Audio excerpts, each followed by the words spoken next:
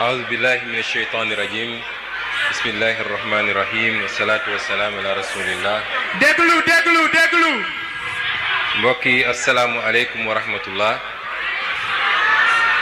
Je vais démarrer mon allocution en français pour permettre à son excellence monsieur l'ambassadeur d'en saisir le sens, mais également délivrer le message de son excellence monsieur le président de la République Bassirou Diomaye Diakhar Faye à l'ensemble de la communauté internationale.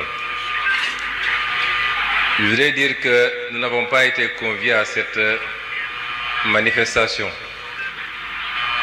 La dernière fois, monsieur l'ambassadeur de Palestine est passé à mon bureau. Nous avons échangé et je le taquinais en disant qu'une manifestation avait été organisée l'avant-veille et nous l'avons appris bien après la manifestation. Il s'en était désolé et m'avait promis de me mettre en rapport avec le comité d'organisation. Et c'est hier soir seulement que j'ai vu les annonces de la tenue de cette manifestation. Et ce matin, j'ai appelé son Excellence, Monsieur le Président de la République, pour lui annoncer mon intention, même si je n'ai pas reçu d'invitation officielle, mais ce n'est pas une critique, rassurez-vous. En tout cas, mon intention d'être présent à cette manifestation. Le Président de la République m'a répondu dans ces termes. Il m'a dit qu'il faut impérativement que vous nous y représentiez et que notre statut de président du comité pour la défense des droits inaliénables du peuple palestinien ne doit pas se limiter seulement à des déclarations, mais doit se manifester également par des actions et une présence sur le terrain. Et donc je suis ici sur instruction de Monsieur le Président de la République. Je voulais dire qu'on a suffisamment rappelé la position du Sénégal sur cette injustice que subit le peuple palestinien depuis les années 40. Le Sénégal a porté énormément d'initiatives. Je rappelle qu'en 1971, le président Léopold Sédar Senghor était à la tête d'une délégation composée du président Mobutu du Zaïre, du président Ahidjo du Cameroun et du président Goen du Nigeria. Immédiatement après la guerre des 6 jours, où toutes les initiatives de négociation avaient échoué, le président Senghor avait conduit une délégation qui s'est rendue en Israël, au Palestine, avait discuté avec feu le président Yasser Arafat et la première ministre de l'époque, Golda Meir, laquelle initiative avait abouti presque à un accord sur le Golan, sur le Sinaï et sur la Cisjordanie.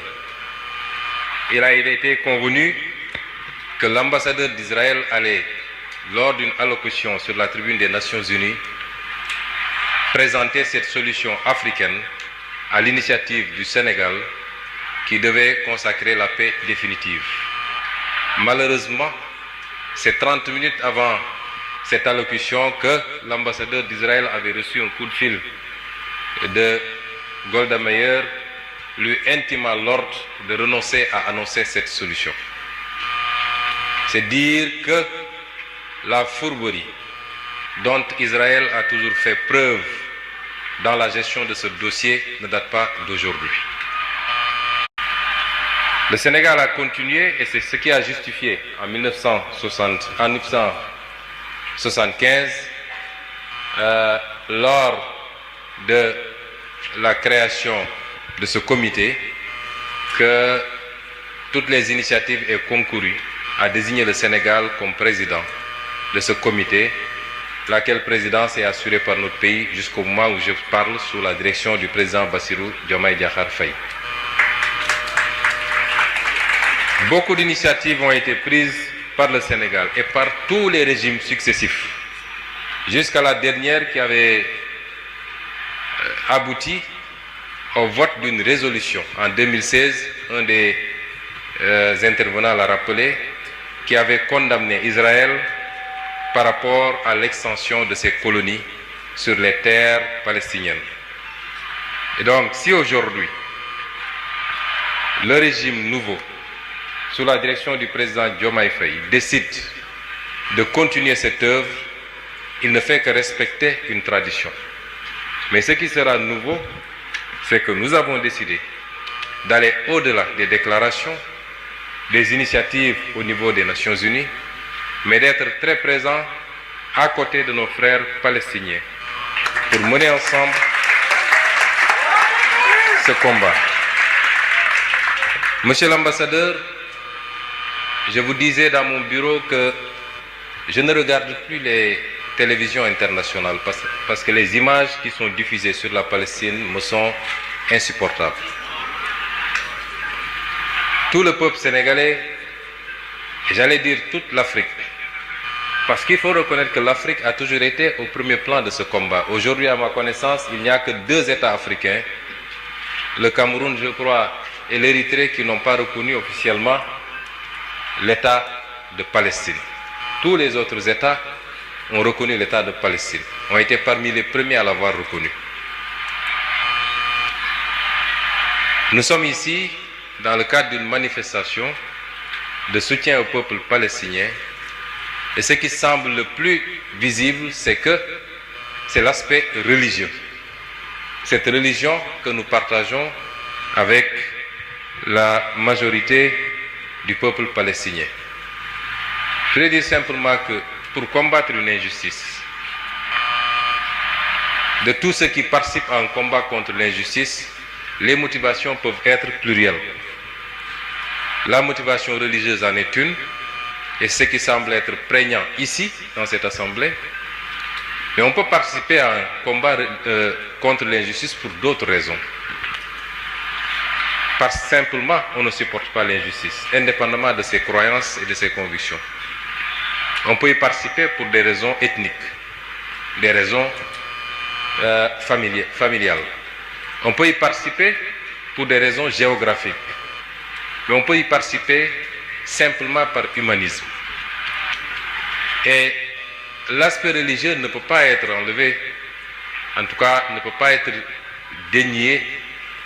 On ne peut pas dénier l'aspect religieux dans cette problématique qui se pose et qui se pose depuis très longtemps. Certains historiens voudraient l'enlever totalement. Mais le problème n'est pas seulement religieux. Il est éminemment également politique. Il est humain simplement. Et c'est pourquoi aujourd'hui, dans la stratégie, il nous faut penser à être le plus large possible.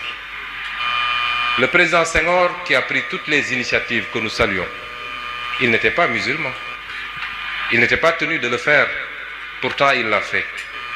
Et depuis que cette nouvelle crise a démarré, les actions les plus visibles, je parle des plus visibles, je ne sais pas ce que font les pays arabes, mais les actions les plus visibles ont été initiées par l'Afrique du Sud, qui compte 2% de musulmans. Les actions les plus visibles ont été initiées par les pays d'Amérique latine, allant jusqu'à rompre radicalement les relations diplomatiques et à considérer qu'il s'agissait de génocide et de crimes contre l'humanité. Là où beaucoup de pays considérés comme musulmans sont restés à faune. Et c'est pourquoi la dimension politique dans le combat que nous menons est extrêmement importante. J'irai même beaucoup plus loin, puisque il y a matière, certes quelquefois, à relativiser la dimension religieuse. Des personnes, des milliers de personnes de confession juive ont violemment manifesté contre l'extermination qui se passe actuellement en Palestine. Nous l'avons vu aux États-Unis, nous l'avons vu en France, et quelquefois même de temps en temps en Israël. Et donc il faut réunir tous ceux qui se disent non à cette injustice. La motivation des autorités israéliennes n'est pas forcément religieuse. Nous avons un Premier ministre dont le pouvoir aujourd'hui dépend de cette guerre. la survie politique dépend de cette guerre et qui est prêt à marcher sur des milliers de cadavres pour rester Premier ministre et pour ne pas faire face à la justice de son pays. C'est ça les motivations, accompagnées maintenant par des ultra-orthodoxes, entre guillemets, qui malheureusement ont conduit le monde et particulièrement la Palestine dans ce chaos que nous vivons. Mais ça interpelle également notre conscience à tous. Nous sommes dans un monde particulièrement hypocrite. Un monde de 2 poids, 2 mesures. Un monde où tous ceux qui nous chantent la démocratie et les droits de l'homme sont ceux aujourd'hui qui appuient Israël, qui l'arment, qui lui donnent les moyens d'envoyer des bombes sur des populations innocentes. Nous sommes dans un monde où les principes qu'on nous vend, qui sont décrétés à gauche, à droite, n'engagent que ceux qui y croient. Mais tout cela interpelle également enfin la conscience des musulmans que nous sommes, des Africains que nous sommes, des croyants que nous sommes, de comprendre que personne ne nous fera à notre place. Si on en est là, c'est lié à nos multiples divisions. Nous sommes incapables de parler d'une seule voix. Même si on nous laisse entre nous, nous sommes là à nous tirer dessus, à nous chamailler, partant de détails insignifiants. Je suis plus croyant que d'autres, j'ai la vérité infuse, les autres sont dans l'ignorance totale. Nous devons distinguer les aspects culturels des aspects politiques de la démarche qui doit être la nôtre pour créer des blocs qui nous permettent de nous défendre. Et je parle au double sens de croyants que nous sommes, quelle que soit notre croyance, et d'Africains que nous sommes. Regardez ce qui se passe aujourd'hui en Afrique. Les Africains sont sur les réseaux sociaux en train de se tirer dessus, sur des détails insignifiants, alors que nous sommes à tous les niveaux les derniers de ce monde.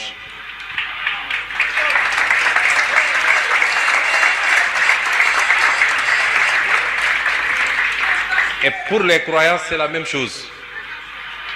Et pourtant, pour les musulmans que nous sommes, le Coran nous avait déjà averti des conséquences de la division. Chacun peut avoir sa façon de voir, qu'on soit sunnite, chia ou je ne sais pas, à l'intérieur des sunnis, qu'on soit orthodoxe, soufi ou tout ce qu'on veut dire.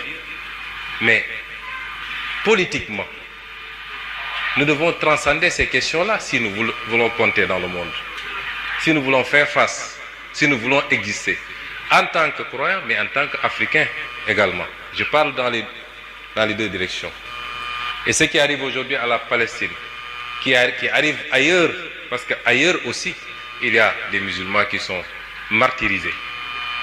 Comme il y a dans d'autres zones du monde des personnes qui sont martyrisées parce que simplement elles sont chrétiennes, qui sont attaquées par des bandes armées qui se disent musulmans, qui ne le sont absolument pas parce que les musulmans ne se comportent pas comme ça.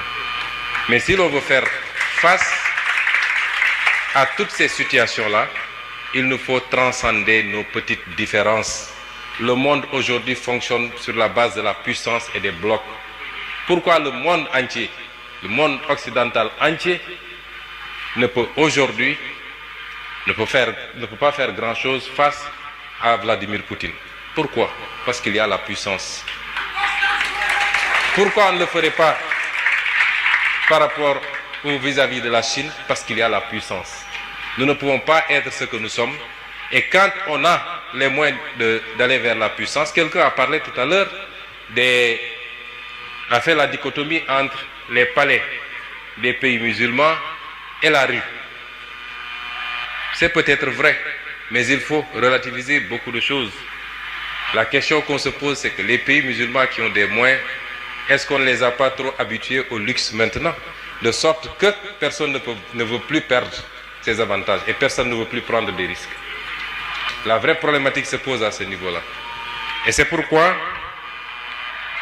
je réitère toute notre douleur et notre peine face à cette situation que vivent nos frères palestiniens. Nous le dénonçons en tant que croyants, mais nous considérons qu'il faut avoir une approche très politique. Le pape François a dénoncé, a condamné. et a réclamé 2 États viables. D'autres convictions religieuses l'ont fait. Il faut aujourd'hui rassembler tous ceux qui dénoncent cette injustice, travailler à une solution politique qui est une solution d'isolement de l'État d'Israël. Isolement politique. Si la CPI a pu condamner pour crime contre l'humanité le Premier ministre israélien actuel, c'est parce que l'Afrique du Sud a fait ce que nous aurions dû faire tous pays musulmans pour obtenir ce résultat-là. Donc soyons inclusifs dans le combat, ratissons le plus large possible et je pense que nous pourrions atteindre le résultat tant souhaité, qui est d'arrêter cette barbarie humaine, validée, cautionnée par certains pays occidentaux, pas tous. Nous avons reçu, le président de la République et moi-même, le Premier ministre espagnol avant-hier. Le Premier ministre espagnol et son gouvernement ont fermement condamné, et beaucoup d'autres gouvernements. mbokk yi ma tënk ci kàllaama wolof wax rek ni